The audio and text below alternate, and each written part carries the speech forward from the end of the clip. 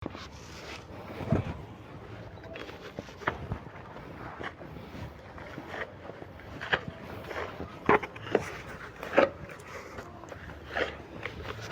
ini mulai pencampuran air sehingga adukannya lebih merata nih. Bagusnya pakai apa? Ya adukan tangan seperti ini bagus. Cuma kalau misalkan sahabat jago mau lebih maksimal lagi, lebih bagus lagi, bisa ketika mau bangun rumah itu bisa sewa molen. Molen itu alat yang dipakai untuk mengaduk antara semen sama pasir. Bisa juga nanti semen, pasir sama batu split untuk cor, itu bisa dipakai di molen. Nanti ada sewa harian, bisa sewa mingguan maupun sewa bulanan, itu harganya bervariasi. Ya, oke. Sementara ini masih proses pengadukan. Ini saya mau jelaskan juga ya untuk ini ya, sahabat jago. Nah, ini kan karpot ya.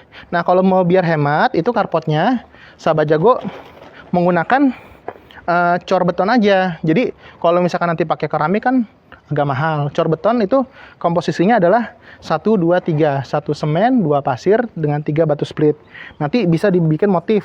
Untuk di sini tengahnya pakai V, tali air, dan itu juga elevasinya harus ke bawah jalan ya. Jadi dan ini kan ada resapan ya, untuk spiteng sama resapan, supaya nanti ketika ada kendaraan naik sini biar aman, itu dikasih besi ya.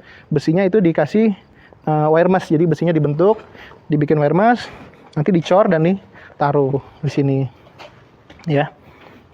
Jadi daripada nanti sahabat jago harus harus bikin yang mahal pakai keramik atau pakai batu alam, ini jauh lebih murah, jauh lebih efisien.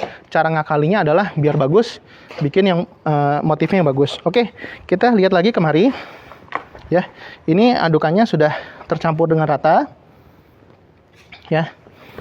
Nah, kita mau lihat nih proses untuk, nah sebelumnya itu dinding itu disiram dulu sebenarnya sahabat jago ya. Dinding itu disiram dulu ya biar meresap ya. Setelah disiram itu, nah itu iniin sahabat jago, mulai plester. Nah, plester ketebalan tuh macam-macam ya, cuman kurang lebih biasanya tukang tuh plester sekitar 22 cm aja. Nah, ketika menempelkan plester, ada plester aci. Nah, bedanya kalau misalkan plester itu kan semen sama pasir. Kalau aci biasanya semen doang, ataupun ada beberapa tukang yang pengennya semen dicampur mil atau batu gamping. Itu perbandingannya ada yang bilang 1:7, tergantung orang. Nah, ini prosesnya sahabat jago. Nah, kelebihan semen gresik nih cepat kering sahabat jago. Makanya bisa coba ditanyakan ke tukang-tukang yang sahabat jago kenal, percaya. Coba tanya pendapat mereka, gimana sih kalau misalkan semen gresik bagus apa enggak. Saya alhamdulillah sudah ngetes, nanya studi banding gitu loh, dengan tidak bawa embel-embel saya Pak Jago, dan banyak yang referensi semen gresik ngakuin bagus tukang-tukang. Nah, ini prosesnya sahabat jago.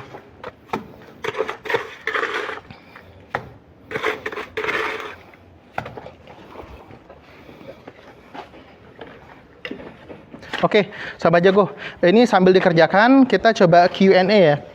Jadi question dan answer. Jadi coba saya cari HP saya. Oh ya, nih.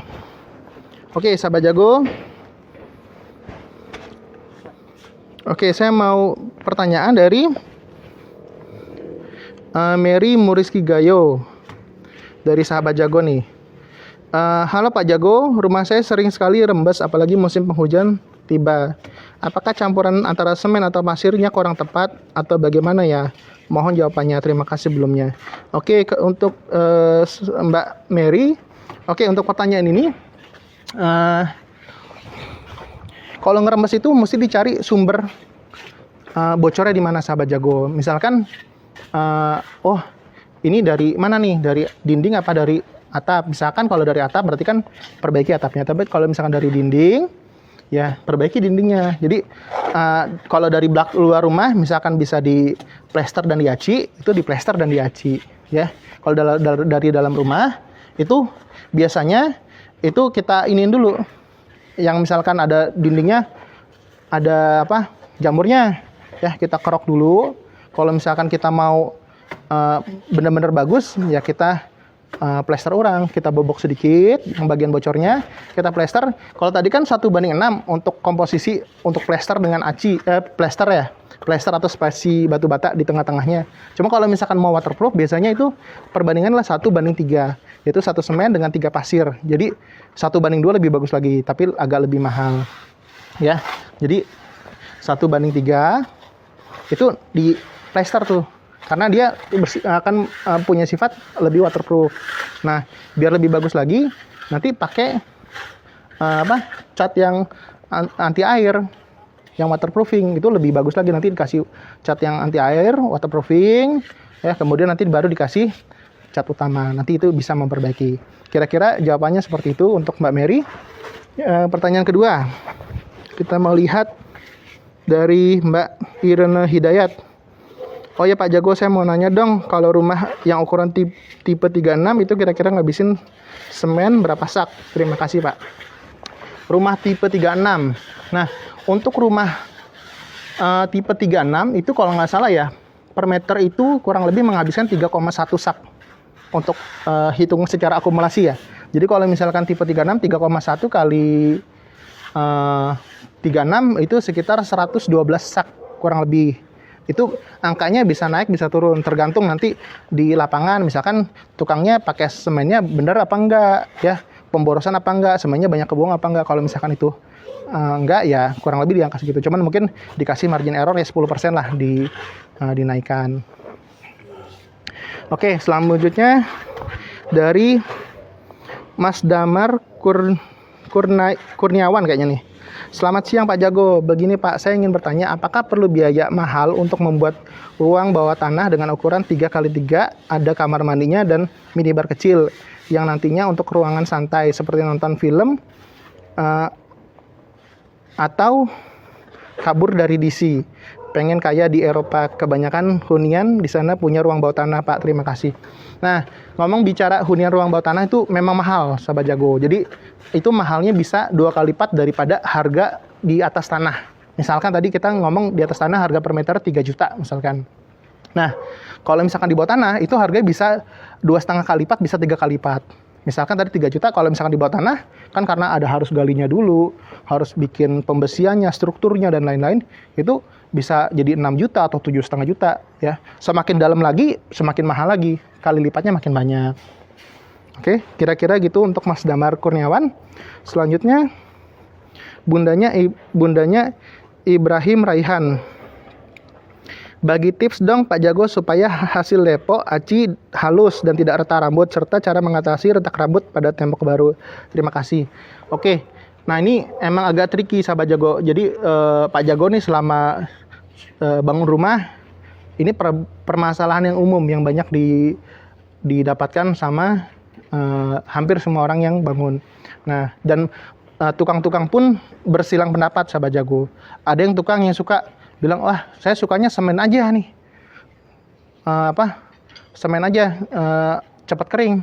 Tapi ada yang bilang kalau cepat kering semen doang itu lebih bikin retak. Dan itu memang ada juga benar. Ada yang bilang juga Pak Jago bilang itu 1:7.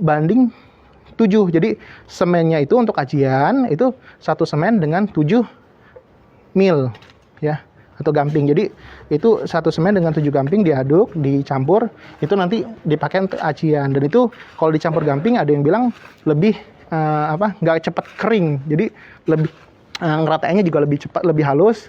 Cuma beberapa tukang ada yang bilang juga nanti untuk usia 2-3 tahun nanti agak-agak menguning, catnya agak rontok. Jadi banyak kontradiksi di antara tukang pun punya silang pendapat. Jadi mana yang paling benar ya itu kembali kepada Sahabat Jago semua. Silakan mau diambil yang mana. Pertanyaan terakhir yang kelima. Siang Pak Jago, penasaran semen yang bagus untuk Pulau Jawa itu apa ya Pak Jago? Semen yang bagus ya ini salah satunya ya. Ya kan semen itu banyak, ya kurang lebih kualitasnya kan pasti ada plus minus lah. Tapi setahu saya dan banyak tukang-tukang, kepala tukang, mandor, kontraktor yang bilang ketika saya lakukan survei, ini adalah salah satu semen yang terbagus karena cepat kering, daya lekatnya bagus ya. Sehingga kalau misalkan sahabat jago semua ingin bangun rumah, kan niatnya bukan untuk sebentar tuh. Niatnya kan untuk puluhan tahun, buat anak, buat cucu kalau bisa, dan seterusnya. Kalau bisa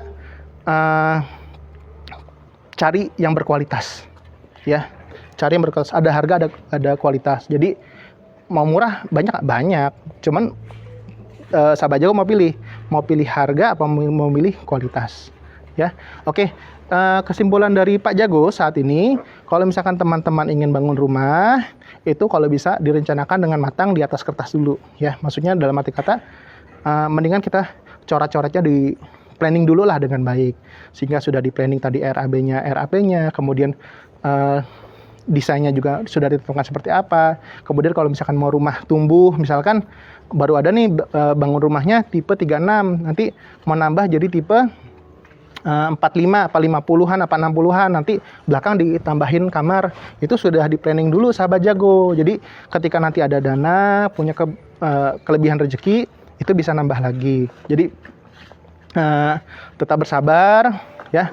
Kalau misalkan mau punya rumah ya, rajin nabung, tetap semangat, tetap berdoa jangan lupa, dan juga cari banyak referensi ya. Sekarang semua era zaman teknologi sudah maju, bisa cari referensi di YouTube, bisa tanya ke orang dan lain sebagainya. Oke, sekian saja dari Pak Jago. Sampai ketemu lagi di FB Live berikutnya. Untuk sahabat jago, tetap jaga kesehatan dan jangan lupa untuk tetap olahraga setiap hari.